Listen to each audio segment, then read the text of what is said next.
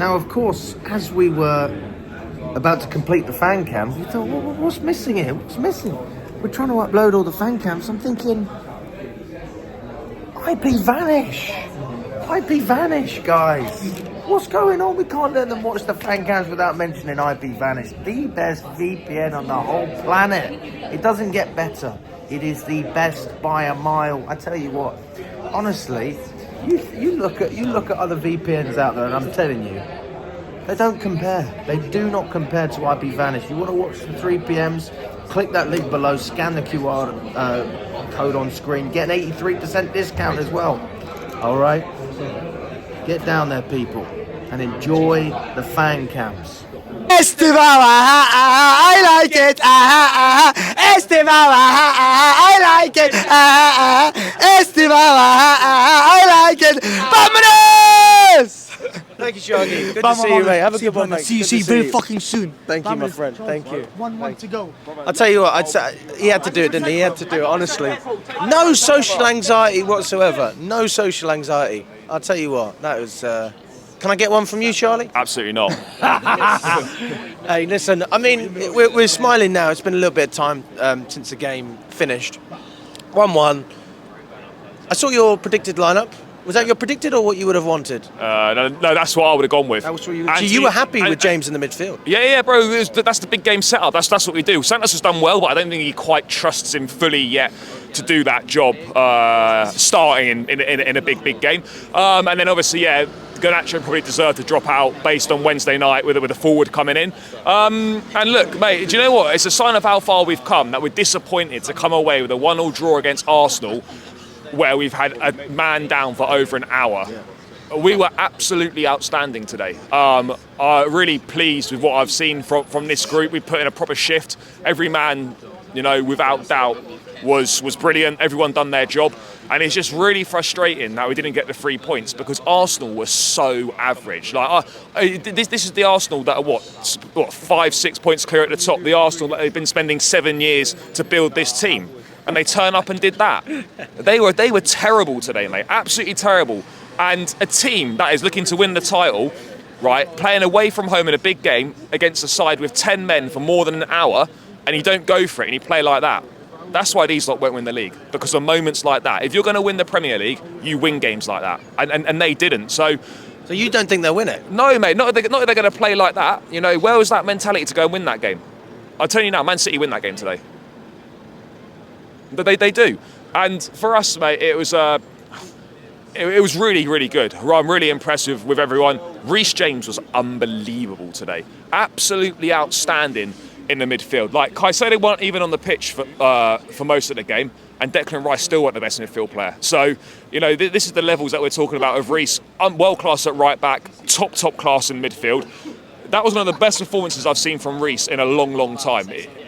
Everything from him was top draw. I think the only downside, obviously, Caicedo let us down with a red card. There's no point denying it. It was rash. It was poor. He's been absolutely super. Do you not think it was harsh? No, the red card. No, I don't think so, mate. No, because my thing is, if it's around the knee, I understand mate, it. He's like there, but he's over the top. It is a bit reckless, and if that had happened to us, you wouldn't be saying, "Oh, should that have been a red card?" It is absolutely a red card. It's a straight red. Yeah, it's unfortunate for us. Okay. And look, he's let us down there, but he's been absolutely world class for us. So look, disappointing from him. But the real big thing that I'm pleased with, we went down to 10, and unlike against Brighton, unlike against Man United, Maresca's actually learned from that. And he didn't make any changes that were negative. He kept it the same. He made a change at half-time with Garnacho for Esteval, and everything stayed the same. And he deserves credit for that, for learning from his mistakes.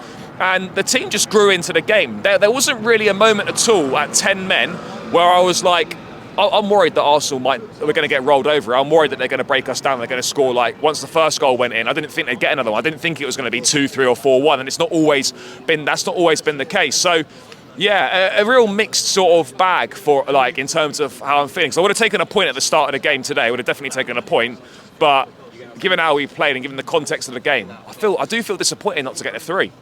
I think we all do. Obviously, context matters in this sense, especially if you didn't watch the game and you're watching the fan cam. People are probably thinking, why a Chelsea fan? Maybe it's a bit arrogant almost for us to feel like we should have won that game, but it's a testament to how good the team were and how they were able to stay together even with a player less. And I would say that we probably should have scored another one. You look at Neto, you look at Delap. There's a lot of half chances that we could have converted. I just think the one thing that we lack, I still think we lack quality in the final third. A real killer instinct in the final third. Like, if Neto could add a bit more of a consistent end product to his game, he'd be one of the best wingers in world football. He really would. Garnacho, we need a bit more. Delap, I felt he held the ball up nicely at times, but it wasn't. We needed a little bit more from him. Joao, Pedro, I was disappointed with today. There were 2 opportunities in the first half where he should have done so much better. One particularly when he was in a great position and he opted not to shoot. Like, you've got to be shooting in those positions. I don't think he's a striker. I think it's clear he's not a centre forward. But that would be the only thing that I'm disappointed with, is that they just lacked a little bit of quality in the final third, but everything else was brilliant. Sanchez was outstanding today, and he's been pretty good all season, red card aside, against Man United. A couple of really good, strong saves. Commanded his box well. Arsenal didn't really offer any threat from their set pieces whatsoever. I noticed we left the 3 men up from corners on the halfway line, we dealt with that very well. Sanchez commanded the box well, and to be honest, other than the red card, there's no negatives on the performance at all, other than what I said about just a little bit of. We just need a bit more quality in the final third. Yeah, were you surprised with how late Maresca left it with some of the changes? Not particularly though. Half-time, one change. Esteval wasn't particularly good. He had wasted a couple of opportunities. Garnacho came on, that's fine, and Pedro obviously came off for Delap, and then that was it. Am I disappointed we didn't see Cole Palmer? Part of me feels a little bit disappointed, but I guess for the way that the game was, you're not played for over 2 months, and then you look at the situation it was in. Garnacho had just come on. Delap would obviously come on as a sub. Neto, you weren't going to take him off purely because he gives you so much of that defensive work rate, which is absolutely key, particularly when playing against 10. I don't think Palmer would have given you as much. So I'm disappointed not to see him, but I can understand why we didn't see it. Well, also, if he's fresh for Leeds and you've got to rest other players, I don't think Esteval starts in that game. I think there's a question mark about Fofana because he's already played 2 games in a short space. So then you need a little bit of firepower from somewhere, and I think Palmer might be a good idea. But having said that, I'm not really sure what the plan is. They've obviously got something in their mind, whether it's coming off the bench or starting a game and maybe not playing the full match. Hard to tell, really. I'm talking about Leeds. Sorry, I couldn't listen, mate. There's a bit of beef. There's a bit of beef in the background, guys. I'll be honest, bit of drama. I zoned out of your question. I don't know what it was, bro. Bro, run the question again. Fucking hell, that was a long question as well. No, basically, I'm just saying I don't know what the plan is for Palmer. How he goes back into the fold. I would have said in normal circumstances today, he probably plays 20 minutes, half an hour, and then maybe he plays 60 against Leeds, and then maybe he plays 65, 70 against Bournemouth, something like that. We'll see him against Leeds, but I don't know if he'll put him in from the start. I'm not sure, but I'd expect a few changes for the Leeds game and then a few more changes for the Bournemouth game. But yeah, it's just so frustrating because we deserved more than that. We really did. Yeah, well, listen, I don't understand why more Chelsea fans don't get confidence from this. There's obviously, the one behind, I think he's a Chelsea fan. Yeah, I don't know what's going on. He's not very happy. It's a good point, mate. It's not a bad point. Caught me off guard. Yeah. Go on, Charlie. Ask me a question. Did you watch it today? Was I at the game today? Yeah, were you there today, mate? Yeah. Oh God, we've got to say happy birthday to Steve. Oh shit, is it his birthday? It was his 60th last night. It was his 60th. Was it? Oh, happy birthday, Steve. Yeah. Guess who pulled out? You.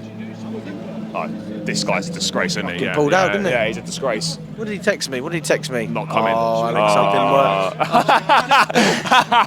worse. But yeah. We don't want any drama here. No. Do you remember you weren't at Tottenham? Someone kicked the bloody tripod. I've gone by then. Yeah. I don't know what's going on here, but anyway, yeah. Look, top performance. If we can play like that, I'm telling you, if we can find that level of consistency, those types of performances, like today, like against Barcelona, if we can get that on a consistent basis over the remainder of the season, there's no reason why we can't be within 4 or 5 points come February, March time, and then from that point, you've got a chance. So like, I'm not saying we're going to win the title or anything like that, but I think if we continue to play like that on a consistent basis, then we can find ourselves in a very similar position that we are now in February, March time, and then that's when you can start maybe thinking, do you know what, we could actually do something. How do you feel about James playing in games like Bournemouth, Everton, in the midfield? Like, are you open to that? I mean, yeah, look, potentially open to that, but I think mainly it's down to it's the big game setup. You know, we saw it in the Club World Cup final. Every big game he's gone without Reece James in midfield. He'll stop going with it once he trusts Andre Santos a bit more, and once Lavia has shown that he can actually stay fit for more than a few games. Then I think we won't see that as much. But Reece is outstanding in midfield. I said it earlier; he was absolutely top class. So look, I don't mind seeing it, but I think it's very much a big game setup. We won't see it. We won't see it against Leeds, and I don't think we'll see it against Bournemouth either. No, it's true. Well, big up to yourself, Charlie. Thanks so much, mate. Nice one, Do you have a brother. message for the fans after this one? Everybody that's watching from home. Just keep believing. You know, we're making big strides forward, and long may it continue. Little but motivation, little motivation, yeah. There you go. There we Good to go. see you, buddy. Bro, what, Tuesday morning, 10 o'clock podcast? You want to do it then? We did it then?